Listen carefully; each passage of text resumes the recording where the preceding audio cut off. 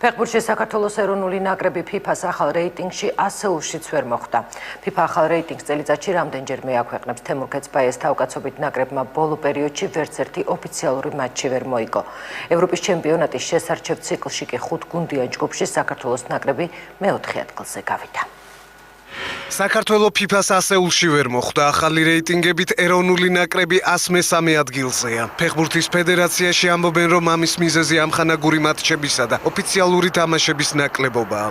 სულილება არის მხოლოდ 3 პოზიციით. ამის მიზეზი არის ის, რომ გუნდს არ ჩაუტარებია ამხანაგური შეხვედრა და ზოგადად FIFA-ს რეიტინგში ძირეული ცვლილებები არ მომხდარა. სწორედ ამიტომ მნიშვნელოვანია 5 მარტს დაგეგმილი შეხვედრა ამხანაგური მატჩი ლიხტენშტაინთან. აქვე უნდა დავამატოთ ის, რომ 2014 წელს ყველა თარიღს გამოიყენებს საქართველოს ნაკრები და ჩაატარებს ყველა ამხანაგურ შეხვედრას, გარდა იმ ოფიციალური შეხვედრებისა, რომელიც ევროპის ჩემპიონატის საკვალიფიკაციო ეტაპის ფარგლებში სექტემბრიდან არის დაგეგმილი. ნაკრების FIFA-ს ასეულს მიღმა დარჩენა არ მოსწონთ ქართველ გულშემატკივრებს. ორგანიზაცია ქართული სპორტის კომაგების ერთ-ერთი ლიდერი ამბობს, რომ ნაკრებს მწვრთნელის და ფეხბურთელების კომუნიკაციის პრობლემაც აქვს.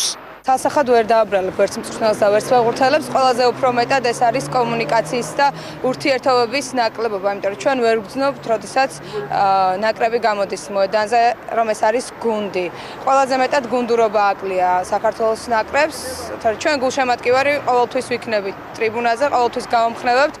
შედეგებით უკმაყოფილებას ქართველი ჟურნალისტებიც გამოთქვამენ. სანდრო ცნობილაძის თქმით, საქართველოს ამხანაგურ მატჩებს ხშირად ვეღარ მართავს, რადგან წამყვან ნაკრებებს თან თამაში არ სურთ. დიდი განსხვავება არ არის, ხო? 5 გუნდიან ჯგუფში მეოთხე ადგილზე გახვალთ, 6 გუნდიანში მეხუთეზე, არანაირი პლუსი ამითი არ გეწერება. მსოფლიოში ძალიან ცოტა მოიძებნება ისეთი კარგი დონის ნაკრები, რომელსაც ჰქონდეს სურვილი დაუშვათ საქართველოს ნაკრებთან თამაშზე. საქართველოს ფეხბურთელთა ეროვნული ნაკრები მორიგ ამხანაგურ მატჩს 5 მარტს ლიხტენშტაინთან გამართავს.